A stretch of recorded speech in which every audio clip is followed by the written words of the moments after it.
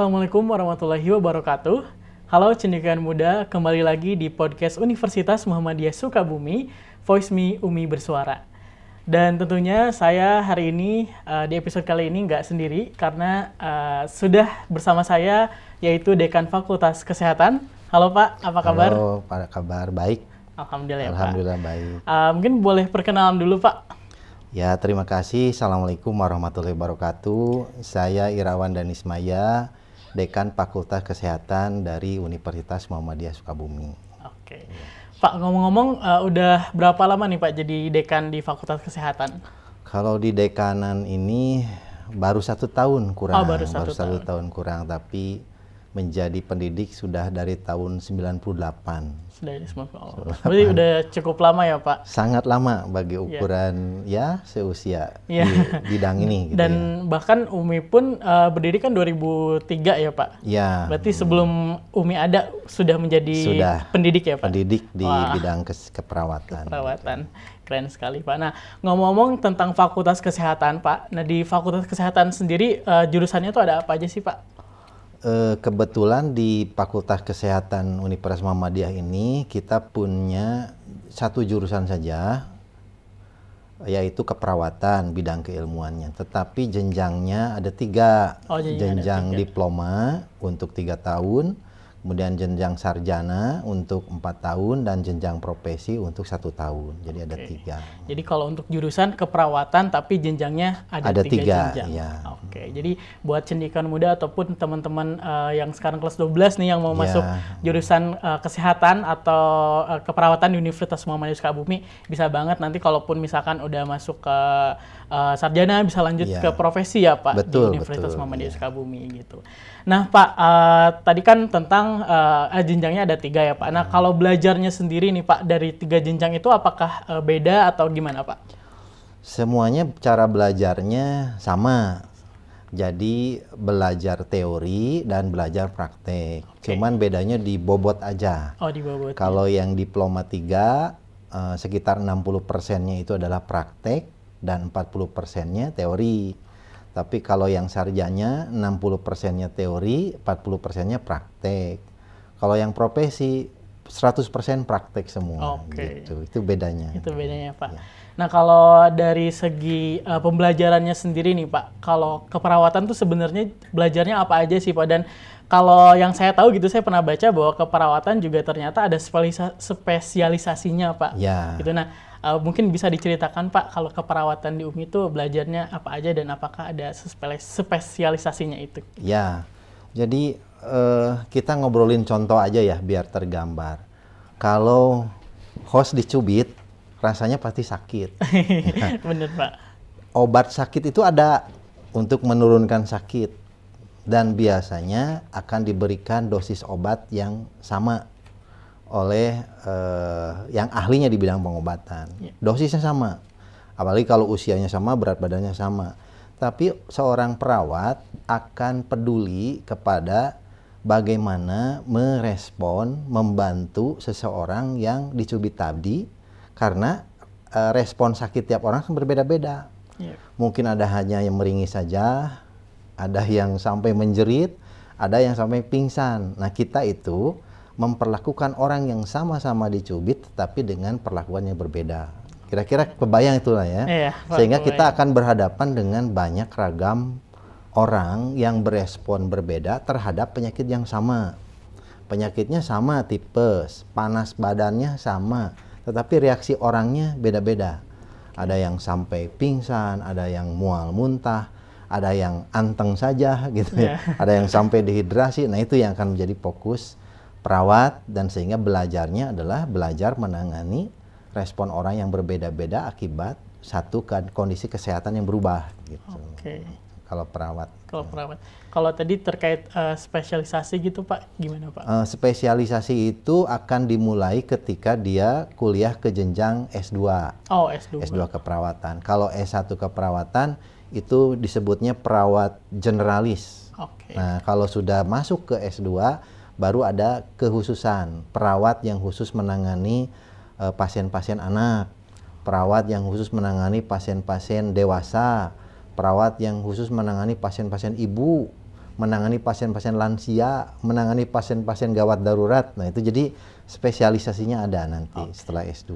Nah semoga nanti kedepannya di UMI juga ada S2 keperawatan. Amin, ya, Pak. insya Allah, insya Allah. Oke Pak. Nah untuk menunjang tadi pembelajaran di Fakultas Kesehatan sendiri gitu Pak, mungkin bisa diceritakan Pak program-program dari Fakultas Kesehatan untuk ya tadi menunjang pembelajaran mahasiswanya gitu Pak. Ya. Banyak hal yang kita lakukan untuk menunjang skill ya, akhirnya lulusan kita nanti bisa bersaing. Salah satunya kami mengembangkan proyek kerjasama dengan mitra-mitra yang qualified di bidang-bidang tertentu. Misalnya kami melakukan MOU dengan lahan-lahan praktek yang sejak lama kita sudah kerjasama. Tetapi ada poin penekanan yang dikhususkan. Misalnya kami berharap anak-anak kita itu mendapatkan nilai-nilai budaya dari rumah sakit tersebut. Nah, kemudian juga kami melakukan mitra kerjasama dengan PMI misalnya, sehingga anak-anak punya kebangun rasa kemanusiaannya, kemudian dengan melakukan kegiatan riset bersama di rumah sakit gitu ya, sehingga akhirnya kita ingin membuat sebuah lingkungan pembelajaran yang memberikan kesadaran bahwa menjadi perawat itu harus pinter, harus cerdas, sehingga didasari dengan kepekaan terhadap persoalan-persoalan pasien gitu. Oke, baik Pak. Nah, kalau dari keunggulan sendiri Pak, keunggulan dari Fakultas Kesehatan Universitas Muhammadiyah Sukabumi gitu Pak. Karena kan seperti yang kita tahu juga bahwa di Sukabumi juga prodi kesehatan gak hanya di Universitas Muhammadiyah Sukabumi, namun juga ada di perguruan tinggi lain yang ada di Sukabumi gitu Pak. Nah, gimana sih Pak atau apa sih unggulan yang ada gitu di Fakultas Kesehatan Universitas Muhammadiyah Sukabumi sehingga anak-anak kelas 12 SMA nih harus masuk gitu ke Fakultas Kesehatan di Universitas Muhammadiyah Sukabumi bagi yang memang punya minat bakat gitu di Fakultas Kesehatan gitu Pak. Ya banyak kalau menurut saya sih ya. Saya juga kan termasuk makin betah di UMI jadi dosen. Satu, lingkungannya bersih, kampusnya juga nyaman dilihat, kampus biru gitu ya. Walaupun kita berbaju putih, bersih gitu ya. Kemudian sarana pembelajarannya sangat lengkap, memadai. Kita punya lab yang bisa membantu pembelajaran di kelas itu yang untuk keperawatan tertentu, keperawatan anak, keperawatan ibu, keperawatan dewasa, ada kita sudah tersedia. Kemudian dari sisi pengalaman dosen gitu ya, kita punya dosen-dosen yang berbasis berlatar belakang praktisi. Jadi mereka udah punya pengalaman lengkap di rumah sakit. Sehingga kalau mengajarkan di kelas pasti dia akan mengajarkan yang pernah dilakukan dan itu best practice-nya, bukan hanya teori ya. Jadi kalau dosen hanya mengajarkan teori tanpa punya pengalaman itu ceritanya berbeda tuh ya. Jadi yang punya pengalaman akan banyak berbagi sharing seperti itu. Jadi banyak dosen-dosen yang qualified yang insya Allah dalam proses pembelajarannya akan nyaman, enjoy gitu ya. Kemudian kalau unggulan kenapa di UMI, jelas memperlakukan orang itu perlu ilmu, perlu adab, perlu kesadaran. Nah, dengan kuliah di UMI, nilai-nilai islaminya masuk. Sehingga kami punya pemikiran ataupun sebuah prinsip bahwa seluruh calon perawat di UMI itu akan dididik secara islami. Kemudian diajarkan menggunakan logika, dan akhirnya harus belajar menghargai perbedaan. Dengan prinsip itulah maka kita ingin ciri khas perawat islaminya muncul lahir di lulusan kita. Dan itu kalau di seputaran kita pun ya jelas bedanya, perawat yang profesional tapi islami. Gitu. Kalau perawat Islami yang profesional kalau di kita gitu. Ya, oke, jadi yang menjadi mungkin perbedaan gitu ya Pak, ada nilai-nilai Islami yang diterapkan khususnya untuk mahasiswa di Fakultas Kesehatan itu ya Pak. Oke. Nah selain mungkin tadi ya Pak tentang kualitas atau keunggulan di program studi ataupun di Fakultas Kesehatan, banyak masyarakat, nggak banyak sih, saya pernah dengar ya pertanyaan-pertanyaan masyarakat gitu. Kalau misalkan masuk ke Fakultas Kesehatan UMI itu sebenarnya prospeknya gimana gitu Pak? Mungkin bisa di sharing juga, diceritain gimana sih prospek ataupun alumni-alumni yang lulus dari Fakultas Kesehatan sekarang udah ada di mana aja, udah praktek-praktek di mana aja gitu Pak. Sehingga khususnya kelas 12 ya yang mau masuk Fakultas Kesehatan tuh udah, oh berarti nanti kalau masuk Fakultas Kesehatan nih udah terjamin gitu bakal jadi perawat di mana gitu Pak.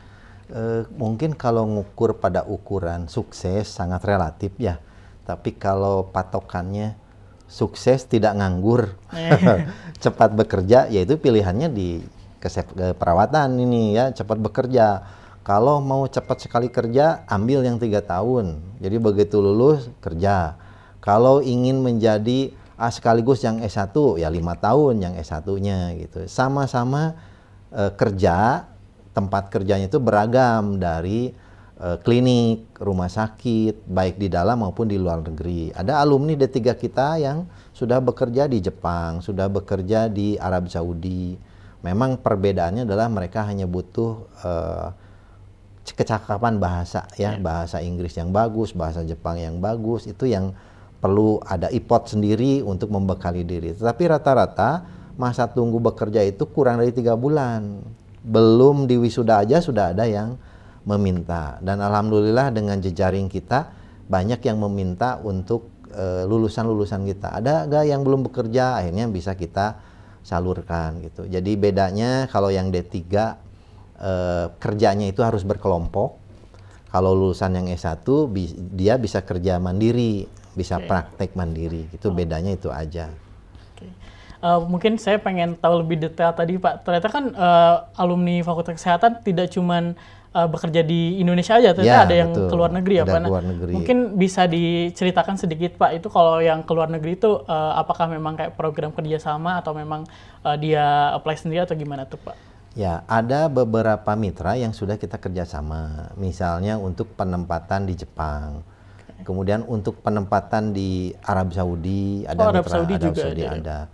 Cuman setelah lulus, dan memang untuk kerja di luar negeri itu perlu pengalaman kerja dulu, minimal 1 tahun. Jadi mereka begitu lulus dari kita, pengalaman 1 tahun, mereka banyak berhubungan dengan kakak-kakak kelasnya, dan akhirnya bisa berangkat dan kerja di sana gitu.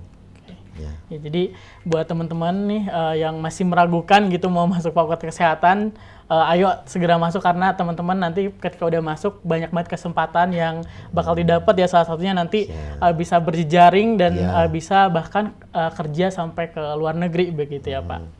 Mungkin kita bergeser sedikit sekarang Pak ke pengalaman Bapak selama di Fakultas Kesehatan gitu Pak.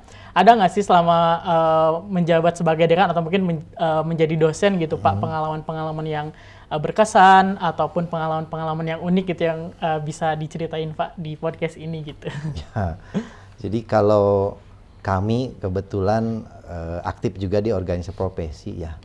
Jadi bisa merasakan betul perbedaan lulusan dari perguruan tinggi keperawatan A dengan yang B, khususnya yang di Sukabumi gitu ya.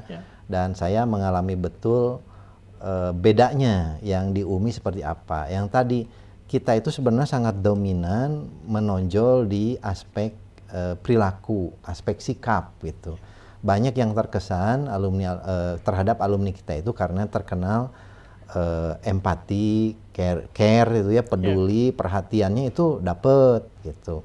Jadi karena itulah barangkali yang akhirnya menjadi ciri kalau di Fakultas Kesehatan UMI ini tadi unggulannya adalah dibentuk perilaku profesionalnya. Kalau perilaku dan gaya itu kan perlu latihan panjang ya. Tapi kalau untuk terampil itu gampang, tinggal latihan terus, pasang impuls, latihan terus pasti bisa.